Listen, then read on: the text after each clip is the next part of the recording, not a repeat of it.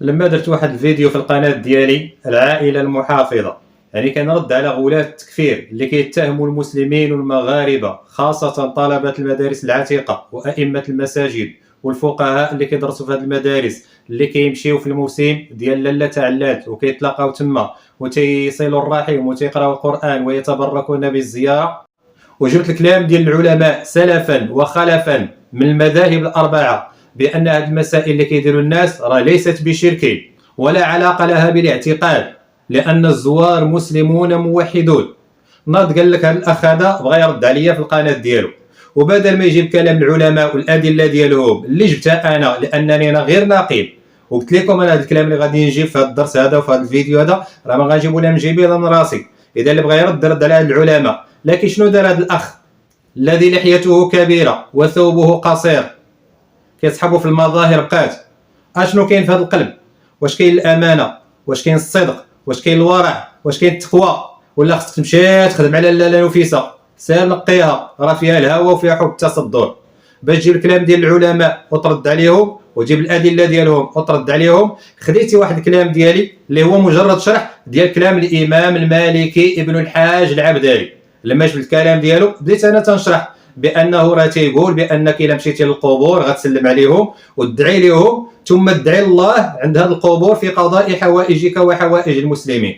وانت قطعتي الكلام ديالي عن السياق ديالو اللحاق ديالو باش توهم الناس بانني انا اللي تنقول داك الهضره واللي كتفهم انت بانه شرك. ثم درتي تحت هذاك الفيديو ديالك واحد العنوان قبيح غادي نشوفوه ان شاء الله من بعد هذا الفاصل.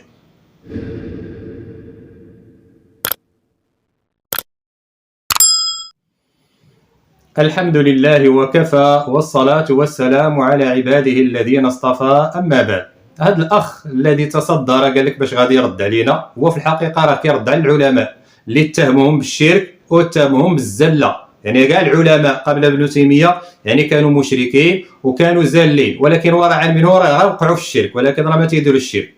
هما خطوا التوحيد وطاحوا في الشرك وانت جبتيها في 90 ما شاء الله، انت هو الموحد والاتباع ديال الفكر ديالكم هما الموحدين، اما باقي الامه كلها مشركه. ولما بغيتي ترد عليا يا اخي الكريم علاش قطعتي الفيديو ديالي وجبتي هذاك الشيء اللي بغيتي انت بالهوى ديالك ووهمتي المستمع بان ذاك الكلام انا اللي تنقولو ديالي ماشي انا كنشرح كلام العلماء؟ اش كيتسمى هذا يا اخي الكريم؟ كيتسمى الامانه العلميه ولا الخيانه العلميه؟ كيسمى البطر والقطع والكلام عن السياق ديالو، وبالتالي هذا تزوير وتدليس. ثم مشيتي درتي فيديو وجبتي التصويره ديالي ودرتي هذا العنوان قبوري يدلس ويلبس لتسويغ ما يقع من شركيات في موسم تعلات. قبوري بمعنى انني كنعبد القبور وادعو الى عباده القبور، بمعنى انا كافر ادعو الى الشرك. وقولها صراحه، ما تبقاش تخبى ورا قبوري، يقول انا تكفيري تنكفر دوك الناس اللي كيدعوا للقبور واللي كيمشيو للقبور واللي كيتبركوا وكيتمسحوا. ويدلس، من هو المدلس؟ انا دابا غنجيب المقطع ديالك كما هو بديتي به الفيديو ديالك، وغنجيب انا المقطع من اوله الى المكان اللي جبتي نتايا باش تشوف واش انا داك الكلام ديالي ولا انا غير كنشرح الكلام ديال ابن الحاج العبدالي وغيره من العلماء الاخرين اللي كتهمهم انت بالشرك وبانهم زلوا في العقيده. وجبتيها انت في 90 ما شاء الله عليك، ما حشمتي ما عرفتي. والله الا وجا هذاك ولا كفاك، ما كتحشموا ما كترمشوا. واسمع الكلام اللي جبتي نتايا، كتسلم عليهم وكتدعي لهم لان الاعمال ديالهم انقطعت، وكتدعي الله عند القبور ديالهم، عند القبور ماشي تخرج من المقبره، لا عند القبور كتدعي الله عز وجل. الا طاحت بك شي نازله ولا شي مصيبه او المسلمين شي كارثه ولا شي مصيبه كتدعي الله تعالى عند القبور ديال هاد الانبياء وعند ديال الصالحين. ودابا سمعوا الكلام ديالي قبل هذا الكلام هذا اللي جبت علاش كنهضر. غنرجعكم على الائمه المالكيه المعتبرين. هذا الامام ابن الحاج العبدالي عنده واحد كتاب قيم سميتو المدخل، تنكر فيه الشرك وتنكر فيه البدع، ومع ذلك اسمع اش كيقول في القبور ديال الانبياء وديال الصالحين. واسمعوا الكلام ديالو، انا ما غنجيب حتى حاجه من عندي. ها انت تيقول لك زرتي المقبره ديال المسلمين غتسلم عليهم وغادي تدعي لهم علاش؟ لان الاعمال ديالهم انقطعت. واسمعوا مزيان هذه الهضره هذه. ثم يدعو للميت بما امكنه، وكذلك يدعو عند هذه القبور عند نازله نزلت به او بالمسلمين، ويتضرع الى الله تعالى في زوالها وكشفها عنه وعنهم، وهذه صفة زيارة القبور عموما. سمعتوا اش كيقول هذا الامام هذا؟ قال لك سيدي الا زرتي المقبره كتسلم عليهم وكتدعي لهم لان الاعمال ديالهم انقطعت، وكتدعي الله عند القبور ديالهم، عند القبور، ماشي تخرج من المقبره، لا عند القبور كتدعي الله عز وجل. الا طاحت بك شي نازله ولا شي مصيبه او المسلمين شي كارثه ولا شي مصيبه كتدعي الله تعالى عند القبور ديال هاد الانبياء وعند ديال الصالحين. هذا بالنسبه للدعاء عموما. وخصوصا اش غتقول لنا فيها؟ قال: فإن كان الميت المزار ممن ترجى بركته فيتوسل إلى الله تعالى به، وكذلك يتوسل الزائر بمن يراه ممن ترجى بركته إلى النبي صلى الله عليه وسلم. واش كتسمي هذا يا أخي الكريم؟ من المدلس الآن؟ من الذي يلبس ليسوغ رأيه ومذهبه؟ وتكون عندك الأمانة العلمية ورد عليا بعلم. أنا ما عندي حتى شي مشكل، رد عليا سيدي بالعلم وكلام العلماء، ولكن نتحداك تجيب لي كلام العلماء قبل ابن تيمية. نتحداك بأن التبرك والتمسح ودعاء الله عند قبور الأنبياء والصالحين بأنه شرك، وبأنه عنده علاقة بالعقيدة، وأن السجود لأي قبر عنده علاقة بالعقيدة ليس بالشريعة، ولكن مش شرط يكون اللي يسجد مسلم ليس كافر.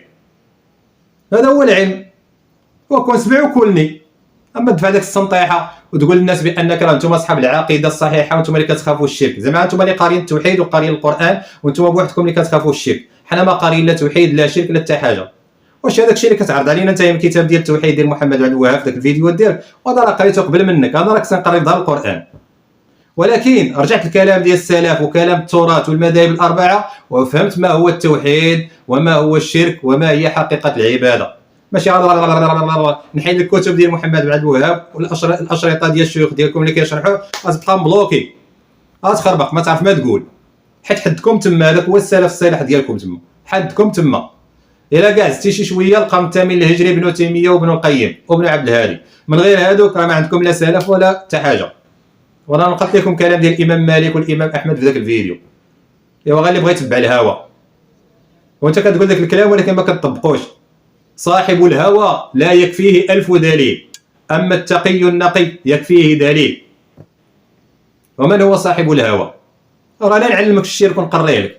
الشرك راه كيتعلق باعتقاد القلب، أن تعتقد في قلبك شريكا لله يستحق أن يكون ربا، يحيي مع الله ويميت مع الله وينفع مع الله ويضر مع الله ويشفي مع الله ويرزق مع الله. هذا الشيء اللي كان كيعتقدوا المشركين في الاصنام ديالهم، واخا كانوا تيقول لك الله هو الخالق الرازق، ولكن كيعتقدوا بان الاصنام ديالهم تنفع وتضر.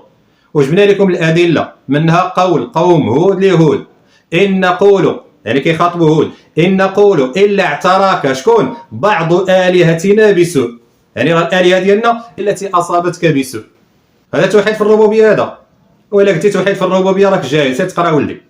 وأن الخصومة بين الأنبياء والرسل وأقوامهم كانت في العبادة وتوحيد الألوهية فقط. وعلاش يوسف عليه السلام قال دوك السجينين: أأرباب المتفرقون خير أم الله الواحد القهار؟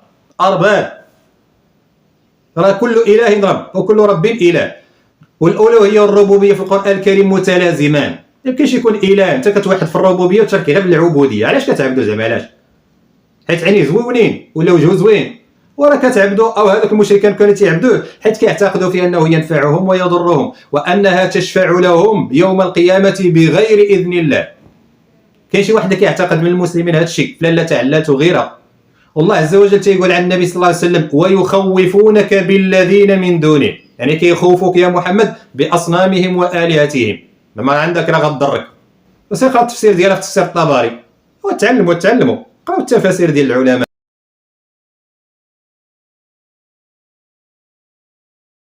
ما تاخذوش كتب ديال محمد بن عبد الوهاب كانها وحي المعصوم، راه عامر بالاخطاء والضلالات، مخالفا للامه، ولهذا كان خارجي يكفر الخلافه العثمانيه. وما تعتقدوش بانكم انتم بوحدكم اللي كتعرفوا التوحيد وكتخافوا الشرك. الشرك هضم للربوبيه وتنقص لمقام الالوهيه وسوء ظن برب العالمين. وقال الله تعالى: إن الله لا يغفر أن يشرك به ويغفر ما دون ذلك لمن يشاء. وقال عز وجل: ومن يشرك بالله فقد ضل ضلالا بعيدا. وقال الله عز وجل: ومن يشرك بالله فقد حرم الله عليه الجنة ومأواه النار وما للظالمين من أنصار. وقال الله تعالى: لئن أشركت ليحبطن عملك ولتكونن من المشركين. نحن راح حافظين الآيات، ولكن شنو هو الشرك؟ أنا خصك تفهم. غتلقى واحد عند القبر هاز يدو تيعبد القبر، غتلقى شي واحد جالس عند القبر وداير بحال هكا راه تيعبد القبر. اي سلوك شتي انت عند القبر راه هو شرك عندك انت، صافي. هذا هو الورع. فمن قال لاخيه يا كافر باء بها احدهما. الا ما كانوش هذوك المسلمين كيستحقوا الكفر والشرك راه كترجع لك انت. ولا يتجرأ على التكفير الا الجهال. التكفير حكم شرعي خاص بالراسخين من العلم، ماشي الكل وهب ودب. غال اللي ربى اللحيه ديالو دار القميص صافي ولا هو القاضي على الامه، هذا شرك، هذا عقيدته متقوبه، هذا فعل كذا، هذا كذا كذا. اتقوا الله يا قوم في هذه الامه هذه. وهذه القناه ما بغيناش نردوا فيها عليكم، بغينا نديروها لحاجه اخرى، ولكن راسكم قاصح. راه داير قناه خاصه اللي بغى يتبعها في الرد عليكم نتوما، قناه سبيل المؤمنين، رجعوا ليها باللغه العربيه. والموحد لا يلقى ولا يلقى ولا يبقى. كيفاش؟ بمعنى ان الموحد واخا يكون من الكبار العصاة، واخا يكون من الفساق من اهل الكبائر، لا يلقى في النار كما يلقى المشركون، ولا يلقى في النار من العذاب مثل ما يلقى المشركون، ولا يبقى في النار كما يبقى المشركون خالدين فيها ابدا. تيخرج واحد النار ثم كيدخل الله تعالى الجنه. واللي جاب واحد المفتاح لا اله الا الله فتح له باب الجنه، ولكن ذاك المفتاح خصو يكون عنده السنان اللي هي الفرائض الواجبات وترك المحرمات. اش راه حنا نقريه لك، انا راه التوحيد راه نقريه لك، والشرك راه نوريه لك. فالانسان اللي بغى يتكلم بتحقيق علمي. اسيدي يقول بان التمسح بالقبور بدعه كما قالوا بعض سادتنا المالكيه، وان تقبيل القبور بدعه، وان كان من الائمه الكبار كالامام احمد له روايه انه لا باس ان تتمسح بقبر النبي عليه الصلاه والسلام وبحجرته الشريفه، ولا باس ان تقبل القبر النبوي بنيه التبرك وليست نيه العباده. على انت لما كتقبل الحجر الاسود تتعبد الحجر الاسود، لما كتطوف بالكعبه كتعبد الكعبه. اذا نقول لهم الطواف بغير الكعبه بدعه ماشي شرك، ما عنده علاقه كاع بالشرك. امتى كيكون شرك؟ الا اعتقدتي بانك كطوف باش تعبد داك المقبور، هنا كيولي شرك. اما كاين شي مسلم كيعتقد بان هذاك ربو كيعبدو، وحنا جبنا لكم كاع الكلام ديال العوام بانه كنجيو هذا المكان باش نتبركوا، وحنا كنعتقدوا بان البركه من الله. انتم كتذكروا البركه، كنذكروها كاع، وراه الصحابه كانوا كيتبركوا بالنبي عليه الصلاه والسلام في حياته وبعد موته. اذا التبرك شرك، كانوا الصحابه يشركوا في حياه النبي صلى الله عليه وسلم وما نهاهمش، ولما مات النبي عليه الصلاه والسلام كانوا كيتبركوا بالنبي عليه الصلاه والسلام بالاثار ديالو. الامام احمد كانت عنده شعره من الشعرات ديال النبي عليه الصلاه والسلام، ولا مرض شي واحد من الاهل ديالو ولا هو كان كيحط داك الشعره في الماء وتيشربها ولا كيعطيها لذاك المريض فيشفى باذن الله، ها هو يتبرك. ولما شاف الشافعي واحد الرؤيا بان الله عز وجل غادي ينجي الامام احمد من فتنه خلق القران، هو صيفط هذه البشاره مع الربيع التلميذ ديالو الى الامام احمد، والامام احمد ديالو من هذه البشاره فرح وحيد القميص ديالو واعطاه للربيع وقال ليه ديه الامام الشافعي التلميذ ديالو. ولما دا الامام الشافعي ديالو قال لي ما غاديش نفجعك في الثوب ديالك، عطاه لك باش تبرك به انت، ما غاديش نحيدو لك، ولكن غسلوه في الماء واعطيني الغساله ديالو. هذا الامام الشافعي. شكون اللي كيقول هذه الهضره؟ التلميذ ديال ابن تيميه ابن مفلح. وكذلك قال بان الامام احمد كان يتبرك بيحيى النيسابوري، ها هو كيتبرك به. وجبنا لكم الكلام ديال ابن قدامه انه يتبرك بالعلماء وبكتبهم. سيرجع المقدمه ديال شرح المغني وشوف بانه يتبرك بكتاب مختصر الخراقي، هذا المتن الحنبلي، وكذلك قبله ابن عقيل الحنبلي وجميع المذاهب الاربعه. انا لما تنقول جميع المذاهب الاربعه بلا ما يحتاج نجيب لك شي كلام ديال المذاهب الاربعه. رجع للمالكيه، ورجع للشافعيه، ورجع للحنابله، ورجع للحنفيه. هادو كلهم قبل ما يجي ابن تيميه، قبل ما يتولد كاع ابن تيميه، كانوا الناس كيديروا هادشي، يتبركون بالصالحين والانبياء. انت كتشدوا غير في النبي. وحنا ما كنهضروا واش الشرك، حنا ما كنهضروش دابا واش بدعه ولا حرام، حنا كنهضروا واش هاد المسائل شرك. وفهموا الهضره فين غاديه. انا انكرت عليكم في ذلك المقطع الشرك، انكم كتهموا الامه بالشرك. انا ما تنقولكم داك الشيء حلال ولا ديروه، ولكن جبت لكم كلام العلماء ان داكشي اللي كتقول انتم شرك راه كانوا تيديروه العلماء وداروا الصحابه. هذاك الصحابي جا القبر ديال النبي عليه الصلاه والسلام وقال يا رسول الله، هو في القبر ديالو، استسقي لامتك فانهم قد هلكوا. وشاف الرؤيا جا فيها النبي عليه الصلاه والسلام. ومشى هذاك الصحابي عند عمر بن الخطاب وعاود له القصه، ما قالش عمر بن الخطاب بانك اشركت، وانما فعلا طبق ذاك الرؤيا. ومشى عند العباس وقال له ادعي لنا يا عباس. وجبت لكم الحديث ديال امنا عائشه، تقول لي هادو زلات ديال الصحابه. اذا الصحابه مساكن ما كانوش كيعرفوا العقيده وما كانوش كيعرفوا التوحيد. وانا دابا غنعطيك واحد المثال اللي غادي يحسم هذه المساله كامله، الا وهو السجود. مجال الاستغاثه عندها شي صور جائزه. انتم كتقولوا يجوز الاستغاثه بالحي الحاضر القادر، ويجوز الطلب والدعاء والتوسل بالحي الحاضر القادر. انا غنجيب لك سيدي السجود ما فيه حتى شي صوره جائزه في الشريعه ديالنا، فهو اما حرام واما شرك، واخا انتم كتجعلوا كلشي شرك. ونتفقوا بعدا على هذه المساله. اولا الشرائع كانت تختلف من رسول الى رسول، تقدر تكون شي حاجه حلال في هذه الشريعه وحرام في هذه الشريعه، والعكس صحيح. اما العقائد فما كانش كتختلف ما بين الانبياء والرسل، فالعقيده واحده من ادم الى يوم القيامه. اذا الحاجه اللي كتختلف اذا راه في باب الشريعه في باب الفقه وليس في باب الاعتقاد. انا غنعطيك واحد المساله كتعتبرها انتم شرك ولكن كان جائزه في الشرائع السابقه، الا وهي السجود لغير الله. امر الله تعالى الملائكه ان يسجدوا لادم، وانتم كتقولوا السجود لغير الله كفر. هل امر الله تعالى بالشرك والكفر؟ لا، قال الله امرهم. اي واش امرهم بالشرك والكفر؟ هل جوز الله تعالى الكفر والشرك في شريعه من الشرائع سابقا؟ مشى عتاني يوسف عليه السلام لما خر له ابواه واخوته سجدا، سجدوا له سجود تحيه واكرام وتشريف. هل اشركوا؟ وهذوك الانبياء، واش الانبياء ما كانوش كيعرفوا العقيده الصحيحه وما كانوش كيفرقوا ما بين السجود لله والسجود لغير الله، وما كانوش كيعرفوا بين السجود لغير الله كفر وشرك اكبر مخرج من المله. فلما جات الشريعه ديالنا حرمته. فلما جاء علي بن حاتم وسجد للنبي عليه الصلاه والسلام فقال له النبي عليه الصلاه والسلام اش كدير يا علي؟ قال لي يا رسول الله راه مشيت انا للشام ولقيت بان الناس كيسجدوا الاساقفه ديالهم والرهبه ديالهم وانت احق بالسجود، داكشي علاش سجدت لك. فقال النبي عليه الصلاه والسلام لو كنت امرا احدا ان يسجد لاحد لامرت المراه ان تسجد لزوجها لعظم حقه عليها. اذا فهي مساله فقهيه من مسائل الشرع وليس الاعتقاد، ولهذا كان جائزا في شريعه من قبلنا، لكن الشريعه ديالنا ابطلته ونسخته فصار حراما. فما عندكش الحق تسجل شي واحد لغير الله. فإلا جبتي ليه فهذا من كبائر الذنوب. إلا جبتي شي قبر ولا شي حي أو ميت فإن هذا من كبائر الذنوب من المعاصي. واش ماشي شرك؟ لا. امتى تيكون شرك؟ إلا اعتقدتي في هذاك اللي زدتي ليه بأنه يستحق العبادة وأن فيه من خصائص الربوبية أنه ينفع ويضر استقلالا بذاته، وإلا قلتي بأنه شرك كفر أكبر وخصك تحكم على الشرائع السابقة بأن كان فيها الكفر.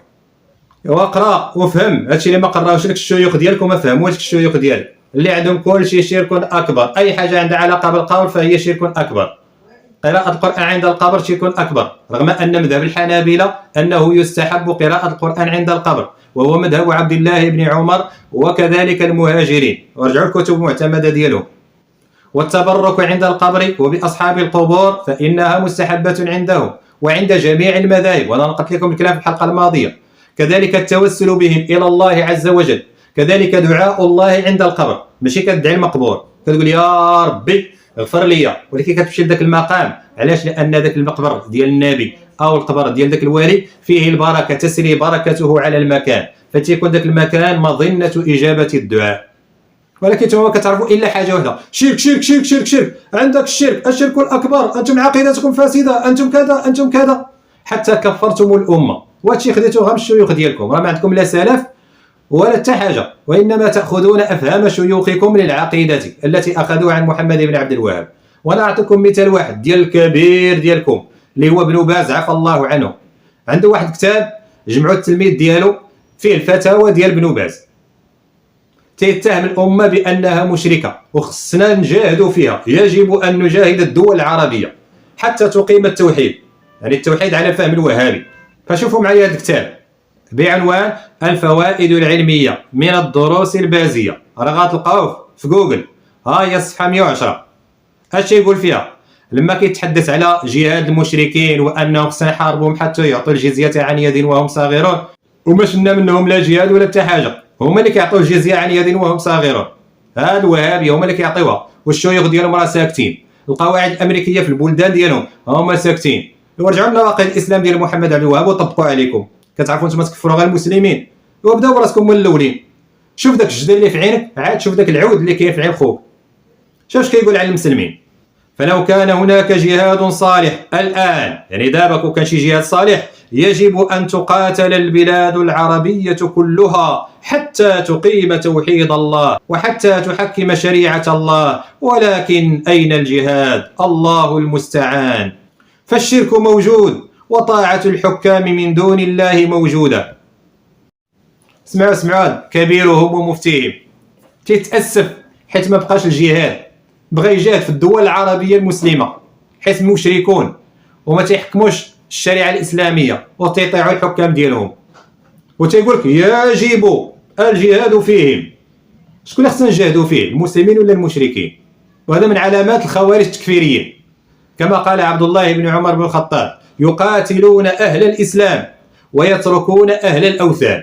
خلاو الكفار والصليبيين وتيقاتلوا في المسلمين. قال لك كيتمنى لو انه يتفتح باب الجهاد باش يمشي يجاهد في المسلمين، اما باش يمشي يجاهد باش يحرر فلسطين لا، ما عندوش هذا في القاموس ديالو. ولما تيخرجوا واحد الطائفه كيتبنوا الفكر ديالهم وتيطبقوا على ارض الواقع كما طبقوا في العراق والشام، داعش تينوضوا لا هؤلاء خوارج تكفيريون. هذوك راه تيقراو الكتب ديالكم وتيطبقوها كما جاءت. راه هذوك هما الوهابيه الحقيقيه، هذوك هما الموحدون التوحيد الحقيقي حسب الفهم الوهابي، تيطبقوا الفهم الصحيح. وهادشي اللي كتقولوا لهم راه هما اللي كيطبقوه، وانتم راه وليتوا خونه للدين ديالكم والمنهج ديالكم، ما بقيتوش اوفياء لذاك الشيء اللي كتبوا محمد بن عبد الوهاب في نواقض العشره وفي القواعد الاربع. هو المنكر والمهرجانات الماجنه اللي كيغنيو فيها الشرك بالله، كيغنيو حدا الحرام وفي بلاد الحرمين، وفينا ما كيبار الشيوخ ديال التوحيد ومحاربه الشرك والغيره على السنه والغيره على العقيده. فينا هما؟ اش لما هضرتوا كاع تيبان لكم الشرك غير في البلدان الاسلاميه، غير في لاله تاع الله وفي الضريح الفلاني والضريح الفلاني. حنا ما تقولش بان ما كاينش المنكر تما، كاين المنكر تما، وراه المنكر كاين حتى في الحج حتى في العمره، راه فيها الاختلاط وفيها كذلك التحرش بالنساء وفيها كذلك السرقه، وكيجيو السحره المشعوذين كيستغلوا الاجتماع ديال الناس باش هما يدوروا الصف ويلقاو الكليان ديالهم. هو حرموا سيدي الذهاب الى الحج والى العمره. المواسم الشركيه المواسم الشركيه المواسم الشركيه. وسير سيدي نصحهم، سير وريهم، سير علمهم. ماشي تجلس واحد البيرو ديالك مكيف وفي واحد القاعه وتسد عليها، ولا تمشي واحد الجمعيه خاصه بكم وتبقى هؤلاء مشركون، هؤلاء عقيدتهم مثقوبه، هؤلاء يعبدون غير الله، هؤلاء يعبدون القبور، هؤلاء وهؤلاء. ايوا سير جاهد فيهم كما تيقول شيخكم بن باز، وكما طبق هذا الشيء محمد بن عبد الوهاب في الخلافه العثمانيه لما جاهدها وكفرها، وعاون الصليبيين على اسقاط الخلافه العثمانيه واستغلوه لمصلحتهم كما كيستغلوكم دابا لمصلحتهم، حيت كان فيهم غرض بكم. لان عارفين بهذا الفكر اي دوله دخل ليها ولا قريه ولا مسجد اي بلاصه دخل ليها الفكر ديالكم الا ويفرق ويشتت باسم التوحيد ومحاربه الشرك وباسم السنه ومحاربه البدع. وسيروا شوفوا في اوروبا اش كيديروا، شي تيشرق شي تيغرب. عاد الغولات ديالكم المداخله هؤلاء غلوا في طاعه الحكام بل وعباده الحكام، اتخذوا حكامهم وامراءهم اربابا من دون الله. يطبقوا هذه الايه اليوم، كتهضروا صافي اتخذوا احبارهم ورهبانهم اربابا من دون الله اي بمجرد طاعتهم. وسير دابا دوك اللي كيبرروا المعاصي والكبائر اللي كيبررها وموده حكامهم للصهيونيه والصليبيه. هذا كاع ما كيبان لكم نتوما، تبان لكم غا تعلات والمسلمين اللي كيمشيو يزوروا ويتبركوا. ونكمل لكم الهضره ديال بن باز، سمعوا شي يقول، وتيقول لك شي دول بالاسماء ديالهم. فهذه الطوائف يجب ان تقاتل في مصر والشام والعراق وكل مكان عطلت فيه الشريعه، فيجب ان تقاتل حتى تقيم الشريعه، فاما هذا واما هذا. إما أن تقام الشريعة وأنتم على بلادكم وعلى أموالكم وعلى كراسيكم، فمطلوبنا مثل ما قال الصحابة للروم وفارس، مطلوبنا أن تقيموا أمر الله، فإذا أقمتم أمر الله رجعنا عنكم. فمطلوبنا كما قال الصحابة للروم وفارس. الروم كانوا كفار مشركون، وفارس كانوا ملاحدة مشركون مجوس. انت كتجيب لي داكشي اللي داروا الصحابة مع الكفار وتجي انت بغيت ديرو مع المسلمين؟ راه المسلم يقول لا إله إلا الله محمد رسول الله، راه يشهد بالربوبية والألوهية لله وحده لا شريك له، وتيمشي عندك القبر إما يتمسح وإما يقبل وإما يتبرك وإما يدعو الله عنده وإما يتوسل. حتى انا قال يا سيدي فلان عطيني، راه كيقصد يا فلان دعي لي الله تعالى يعطيني، هو راه عارف بان فلان راه ما تيعطي ما تيضرب. انتما كتقول لا يجوز ان تتخذ الوسائط بينك وبين الله. وعلاش فاش كتمرض كتمشي للطبيب وكدير واسطه بينك وبين الله؟ اليس الله هو الشافي؟ ويقول يا ربي اشفيني، وما تمشي للطبيب لا تشرب لا دواء، ما ديرش الوسائط. انتم عندكم هاد الاسباب وهاد الوسائل وسائط. علاش كتمشي كتقول يا سيدي يجوز التوسل بالعمل الصالح، يجوز التوسل بدعاء الرجل الصالح؟ ممكن نمشي عند واحد الرجل صالح يقول له فلان دعي لي، ودعي لراسك انت. علاش كتاخذ الواسطه بينك وبين الله؟ قال لا يجوز دعاء، وهذا دعاء جائز، ويجوز طلب الدعاء من الحي الحاضر القادر. وسيدي راه النبي عليه الصلاه والسلام تا هو راحي في القبر ديالو، وهذوك الاولياء اللي في القبور ديالهم تا هما احياء. واش ما كتقراش قوله تعالى انك ميت وانهم ميتون؟ هي كنقراها ولكن تنفهمها داكشي اللي ما فاهمش انت.